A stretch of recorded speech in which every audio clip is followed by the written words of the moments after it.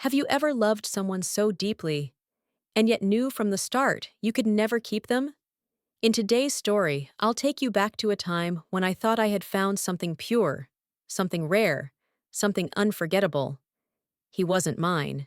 He never could be. But for a while, it felt like the universe let us borrow each other. This is a story about a love that lit up my life and broke my heart in silence. This is my confession. A story of a love that was pure, bright, and real, no matter how complicated it may have looked from the outside. Even today, as I sit down to share it, I feel my chest tighten with emotion, because back then, I was happy, truly, blissfully happy. It all began quite unexpectedly. He was a friend of my boss. We all worked in the same building, though in different apartments. At first, it was nothing more than work talk, a few casual exchanges here and there. But somehow, our conversations deepened. He'd stop by to discuss this or that, and we started talking about more than just reports and schedules. He told me about his days, what he did after work, who he met, where he walked. The little details of his life started filling my ears daily, and I started looking forward to them. Eventually, he told me about his family, about his children. I listened quietly, without any jealousy, because at that point, I still didn't realize how deeply I was falling for him. He was more than just a man I knew. He became a warm presence in my day, someone I could talk to without pretending. And yet, I kept it to myself. I never let him see how much he was starting to mean to me. One day, he invited me to dinner, a real date. I remember wanting to go with all my heart, but I didn't show up. Why? I still don't know. Maybe fear, maybe guilt, maybe I thought it would be too real. The next day, I felt such shame, deep, stinging shame. I apologized, sincerely. I don't remember ever feeling so guilty for simply not showing up. And then, something surprising happened. He invited me again. This time, I said yes. That evening turned into a whirlwind. One restaurant became two. We walked through the city until 6 a.m. We talked about everything, our lives, our dreams, our fears. We laughed. We connected. Even now, as I write these words, I feel myself drifting back to that night, to that version of me who smiled without holding back. Then came the night I can never forget. I don't even remember how it happened, how I ended up at his apartment, in his bed. I wasn't drunk, not in the usual sense. I was intoxicated with the warmth he gave me, the care, the tenderness, the emotional safety I had been craving for so long. What I do remember is his touch, his kisses, his hands, those moments I'll carry with me forever.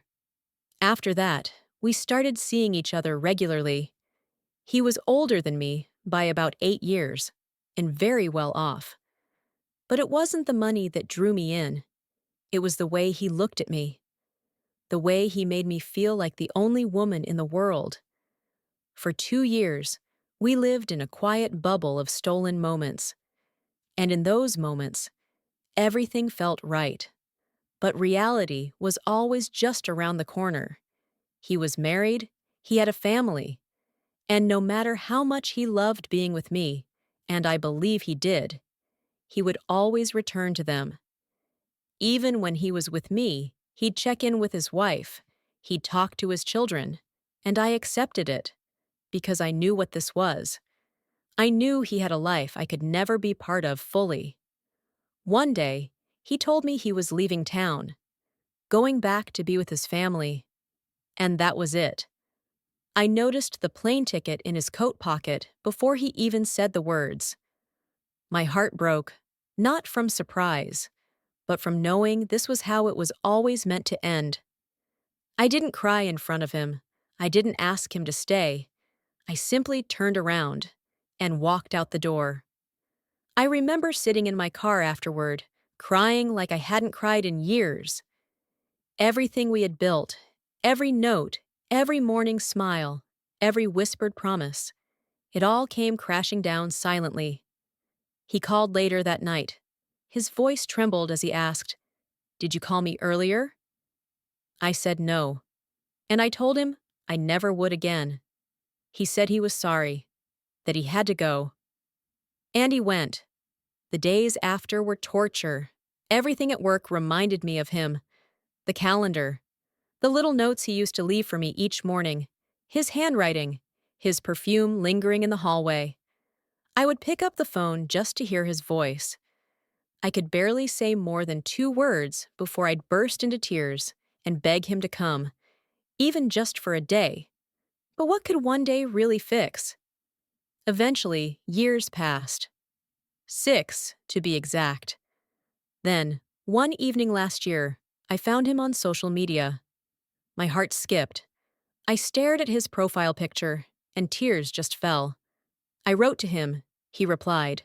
We started messaging again, then calling. He even came to the city. He asked if I wanted to meet, but I couldn't. Not because I didn't love him anymore, but because I did. And seeing him would have ripped the scar wide open again. So I said no. I didn't regret our story. I don't regret loving him, but I knew, if we met again, I might never let him go. He wasn't mine. He never could be. But every heartbeat I felt with him was real. In today's story, I'll take you back to a love I buried deep inside me, a love that never had a chance to grow, yet left roots in my soul that still hold on. This isn't a story about betrayal. It's a story about timing, silence, and a man I never stopped waiting for. There are loves you talk about, and then there are loves you carry, quiet, hidden, untouched by time. This is one I never told anyone about, not my closest friends, not my family, not even him. It started during a season in my life when everything looked fine on the outside. Stable job, long-term relationship, a routine that made sense. He worked in the same office building, 2 floors up. I didn't even notice him at first, not really. But then we were placed on a joint project, and suddenly I saw him everywhere. In meetings, at the coffee machine, in the elevator. We started talking. About the project, sure. But then, about music, movies, childhood memories. His favorite place to walk when he couldn't sleep. He was warm, gentle, thoughtful, and married.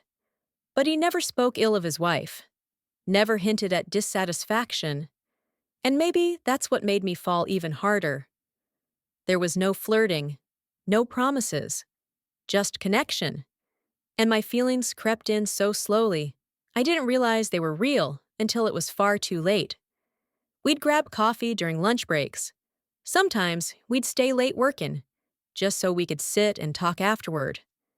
He'd walk me to my car, smile, say, "Drive safe." And every time I drove home, I felt like crying. Because I knew I was starting to love a man who wasn't mine. One evening, we had a work dinner. Nothing formal. Just a few of us from the team. He sat across from me the whole time. We barely spoke. But when the dinner ended, he waited by the door. And when I stepped outside, he walked me to my car like always. Only this time, he didn't say goodbye. He said, "I think about you." More than I should. I didn't answer. I couldn't. My heart was pounding. I could barely breathe. And then he kissed me. Just once. It was soft, hesitant, like he didn't know whether I'd kiss him back or run. And I didn't do either. I just stood there, letting it happen, letting that one kiss say everything we couldn't. Then he pulled away. Apologized. Said, "That can't happen again." And it didn't. The next day, he asked for a transfer to another project. We stopped talking, stopped looking, stopped everything. A few months later, I heard he moved away with his wife and kids to another city, another job, a new life. I kept working at the same company, but everything felt colder after that, emptier. I missed him more than I could admit. I never reached out, never searched his name online, never tried to chase the ghost, until 10 years later. One evening, I saw a comment under a mutual friend's post, and it was him. His profile, his name, his face. He hadn't changed much, just a few more lines around his eyes. I hesitated, and then sent a message. I hope you're well.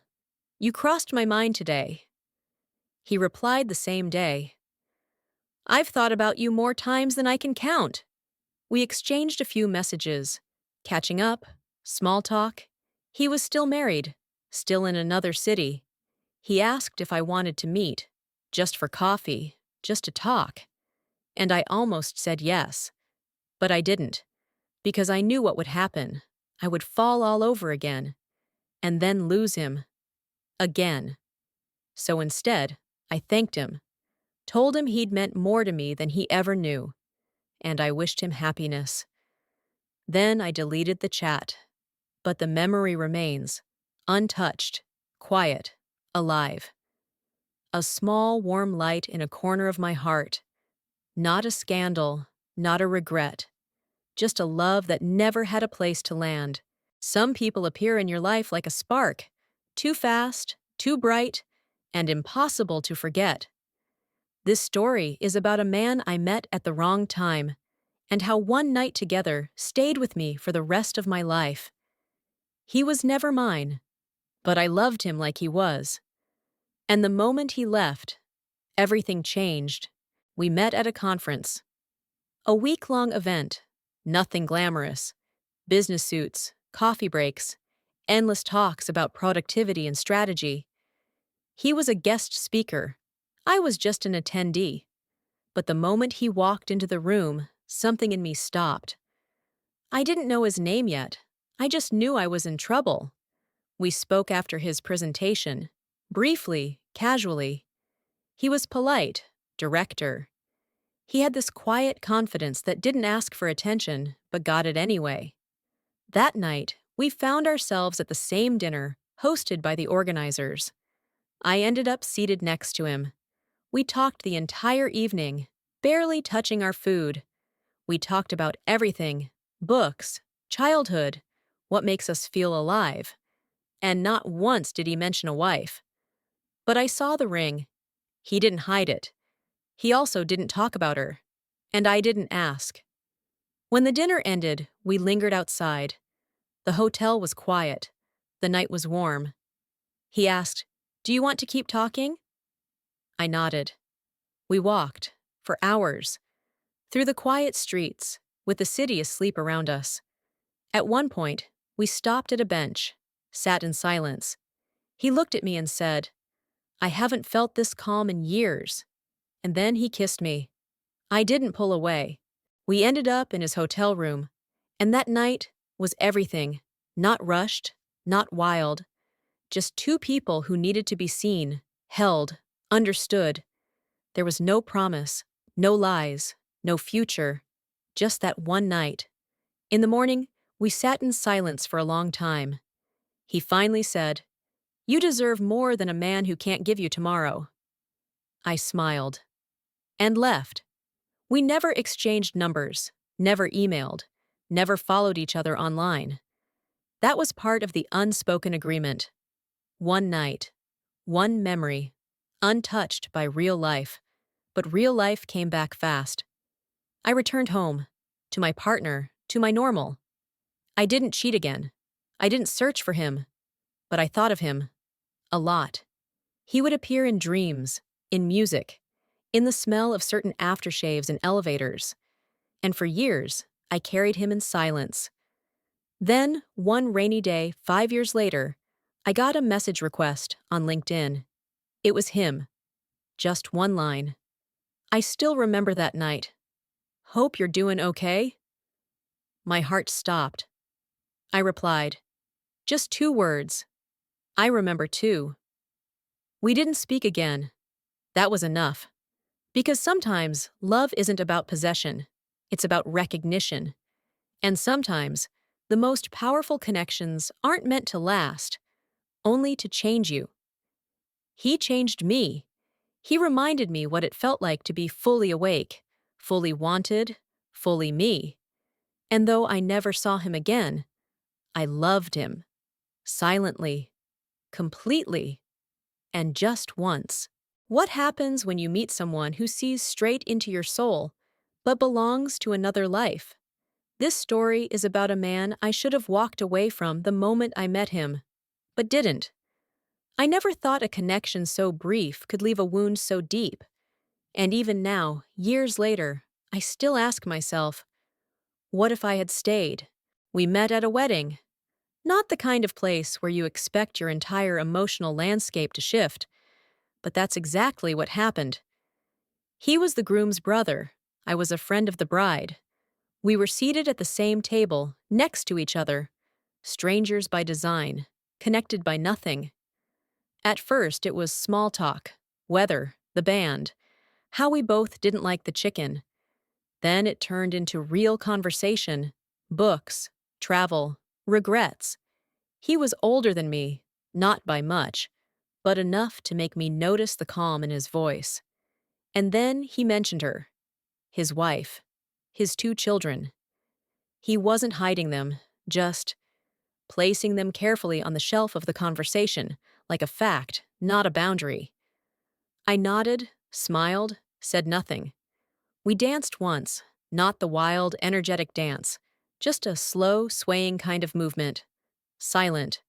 A little too close. A little too honest. And I remember thinking, this is dangerous, and I don't want it to stop. After the wedding, we walked outside together. Just to get air, we said. But it wasn't about the air. It was about the silence between us, and how full it felt. He said, "This was unexpected." I said, "I know." Then nothing. We both looked up at the sky. I could feel it happening. The shift. The ache. The pull. I should have said goodbye. Should have walked away. Instead, I gave him my number. It started with messages, then calls, then meetings, by coincidence, that weren't. We never crossed that line, but we danced on the edge of it, again and again. I fell in love. Quietly. Completely. He never promised anything, but I saw it in his eyes. The same ache I felt. There was one evening, late fall, cold air, golden lights, hands brushing as we walked side by side in silence. He stopped, looked at me, and said, "If things were different, I'd ask you to stay."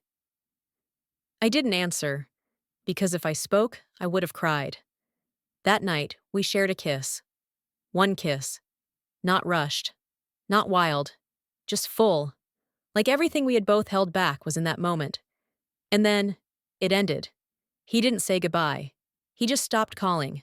I understood. He chose his family, and I couldn't blame him. Months passed, then years. I tried to move on, dated, smiled, laughed. But every once in a while, I'd hear a song, see a photo, walk down a street that smelled like that night. And I'd remember. That love isn't always a lifetime. Sometimes it's a moment, and sometimes that's enough, and not enough, all at once. I haven't seen him since. I don't know where he is, if he's still with her, if he still thinks of me. But I think of him, in the quiet, when no one's watching, when I'm most myself. He never belonged to me, but for a brief golden moment, it felt like the world forgot the rules, and I loved him. I didn't plan to fall in love with him. I didn't even plan to notice him. But there are some people who walk into your life and change the rhythm of your heart, even if they're not yours to love.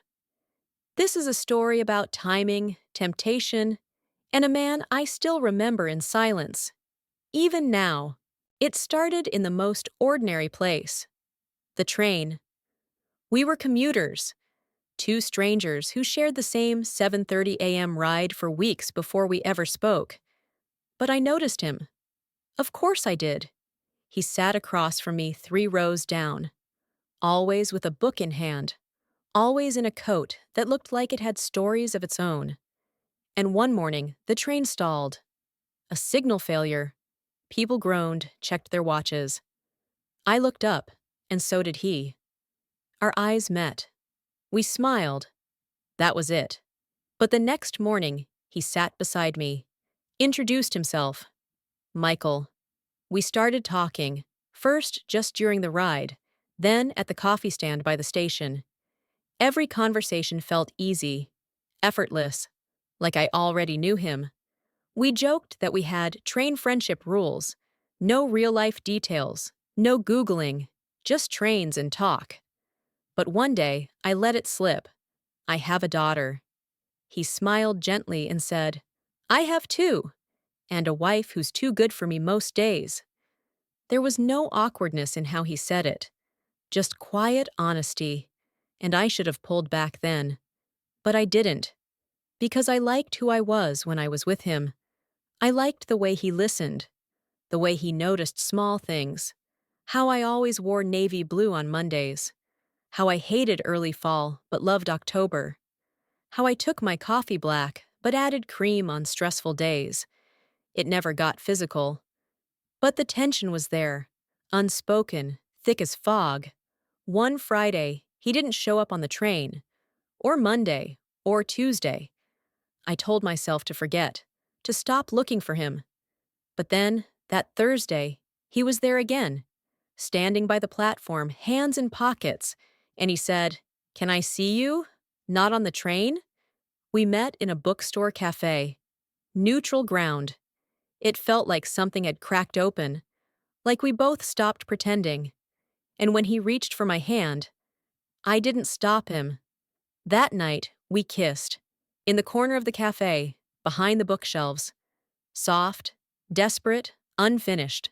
And that was all. One kiss.